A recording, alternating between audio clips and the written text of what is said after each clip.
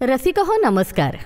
साधना जोशी बोलू मराठी या यूट्यूब चॅनलवर आपणा सर्वांचं पुन्हा एकदा मनपूर्वक स्वागत. नरेंद्र ते स्वामी विवेकानंद या समृद्ध जीवन प्रवासाची गोष्टीरूप मालिका आपण ऐकणार आहोत.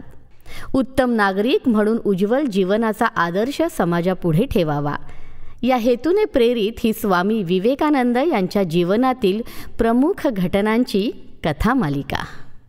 5 फेब्रुवारी 1982 या दिवशी नरेंद्र पुन्हा एकदा रामकृष्णांकडे गेला. गेल्यावेळी त्यांनी सांगितले होते तसा अगदी एकटाच गेला. त्याला पाहताच रामकृष्णांना फार आनंद झाला.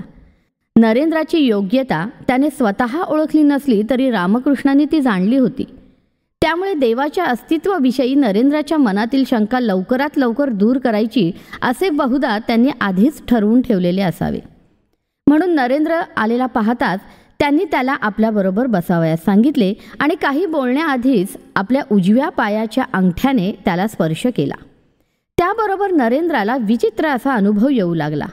त्याचे डोळे उघडे होते आणि तो जमिनीवरच बसलेला होता, पण तरीही ती खोली, त्या खोलीतल्या सगळ्या वस्तू गरागरा वेगाने फिरत आहेत आणि नाहीशा होत आहेत असे त्याला भासू लागले.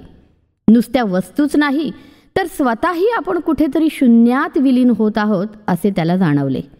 नरेंद्राला हे सहन होईना आणि तो ओरडला, अहो हे काय करताय तुम्ही? मला माझं घर आहे, माझे आई वडील आहेत, मला घरी जायचंय. त्याच्या या बोलण्यावर रामकृष्ण हसले आणि त्याच्या छातीवरून हात फिरवीत म्हणाले, ठीक आहे, आज एवढंच पुरे. वेळ येईल तेव्हा सारं काही तुला कळत जाईल. नरेंद्र पुन्हा भानावर आला. पाहतो तो सारे काही मूळच्यासारखे जागेवर. त्याला कळेना की रामकृष्णांनी त्याला नेमकं काय केलं होतं. तो जादूटोणा होता की मोहिनी विद्येचा प्रयोग होता.